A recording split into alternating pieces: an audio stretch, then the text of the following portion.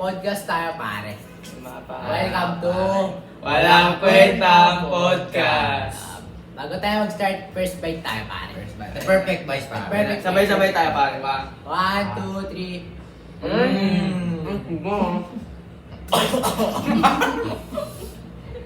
Masyado masarap. Tanggal po sa natin yung Diego. So, topic natin ngayon, kasaysayan. Di ba, pre, bumili ka ng painting? Ayaw nga pare. Ang painting na binili ko, ayun nga pare yung painting pa. Painting. Ngayon, amo, pataas bintahan ngayon ng painting pre. Napaka pag bininta mo. Kasi yung art talaga na-appreciate mo na yung artist. Saan kayo nang galing? Yung painting na yun, Oo. pagkakalam ko nang galing sa mga Europa eh. Yung Renaissance period pre. Ay, we. Alala mo si Da Vinci pre? Da Vinci, Idol Win. Ngayon, Da Vinci. Ako, pare. Diba ang ganda ng mga paintings na ginawa Oo, niya? pare. Si Mona Lisa. Mona Lisa sa kanya ano pre, The Last Supper, no? Crush yun eh. Kasi mo si Mona Lisa pre? Oo, pare. Pre, pansin mo ba pre, si Mona Lisa pre, wala siyang kilay. Wait. Yun yung May pinaka-meaning hit ko dun. Oo, wala siyang ano nun pre. Kaya nga nakaka-amaze eh. Pare, hotdog yan, pare. Pare, ilala mo si ano, Michelangelo pre. Pare. Siya yung ano eh, yung gumawa ng statue ni David pre. Yun yung nakahubad eh. Eh, well, yun yun. Oo, yung nakahubad yung nakapose. Ako, idol ko rin. Ayun, pare. Pare, Hmm.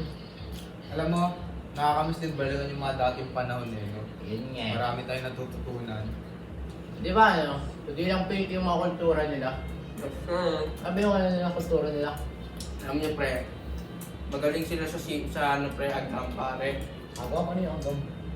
Pare, pag-aaral pare. Wait. Pre, isipin mo si Galileo Galilei. Napakatalino nun pati si Pare, Nicolas ganyan kultura, Copernicus. pare. Ha? Ganyan kultura, pare. Ay pare, wala akong pake. Hindi kasi, pare. Hindi pare, seryoso pare. Pare, ang kultura nila mahilig sila sa mga classical na ano pare. Ah.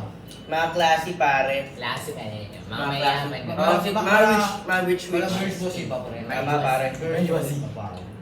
Eh, Bourgeoisie.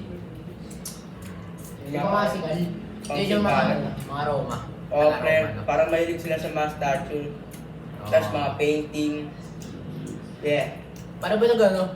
Nagsimula yung Renaissance, di ba nag-ano yung kaisipin nila? Parang parang nag-give yung ano nila, kaisipan nila. Alam ko pre, galing yun sa humanism yung nag-iisip para sa sarili. Kasi lagi dati yung mga tao lagi inutusan, gumagawa ng mga Okay. utos. Ngayon kasi pre, may creativity na, may freedom na kasi mag-isip pre, kaya pwede mo na gawin lahat. Ay. Di ba dahil doon na nagka-reformation tayo? Ay, oo, pare. Doon yung mga tao, ginagawa nila yun para yung mga korap na taga-gawa ng simbahan, dapat inaalis na nila. Parang pinapalitan nila yung ano, no? Mga bilis nila. Dati kasi pare. Ganito kasi yan. Hindi pare. Pinapay ko pare. Maawa ka sa akin pare. Dati kasi di ba, Alright. bebentahan sila ng position sa church. Oo. Eh, pwede ka pa nga mag-bite para ano eh, ma-forgive pa yung mga kasalanan mo. Pre, pwede pala yun pre. Oo. Diba? Kailangan mga tirang 1 million para bayaran yung mga kasalanan. Eh, kaya eh. Bawal na ganun pare, bawas langit points yun.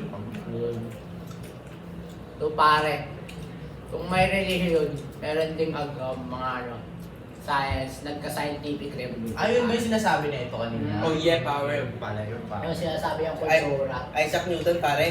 Oo. Perfect bite pare. Pare, alam mo pare, yung anak ko nga pala, nag-aaral sila sa science pre, no? Ay, Tapos nagpapabili sa akin ng microscope pre.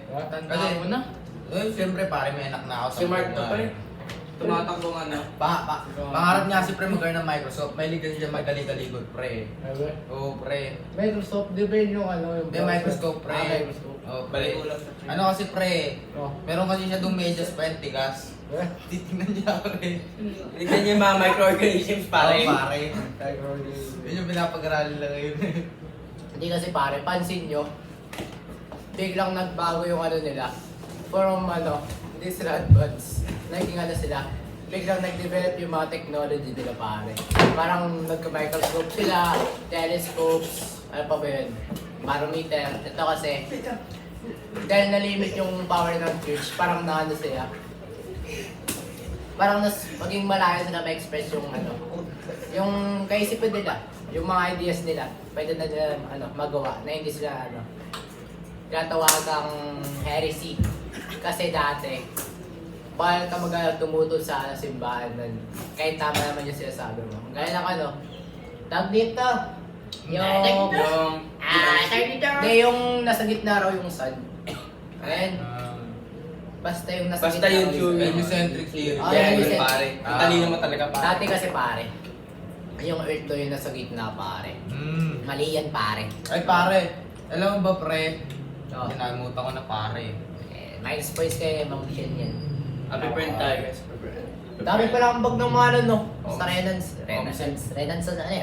Renaissance. Omsim pare. Paano kaya tayo kung walang Renaissance? Ako pare, paludi ang mundo natin pare. Naku pre, wala tayong pinag-iisipang Yun mga nga. lagi Yeah. tayo inuutusan dyan ng mga Yun weirdo. nga. So, we are thankful. Jacob, we are thankful. Lord. I love Renaissance. I love Renaissance. Para saan pa ba to? Kung ano? Para saan pa ba tong podcast na to ay... Pare, kailangan natin ng grade. Anyway. Oo nga pare. Sabi mo na may anak ka. Oo nga pare. Pake ka ba? Hindi pare, Under disguise yan. Sino yung anak mo? Pare. Si Alice Nasa- Boya, pre. Ali Press. smurfing kasi ako pre. Smurf. Si nanay ng anak mo. Ay, wala ka na. Aba, syempre si Si Nen. Si Ay, Marami ba? Hindi mo alam eh. Thank you for listening to Walang Kwentang Podcast.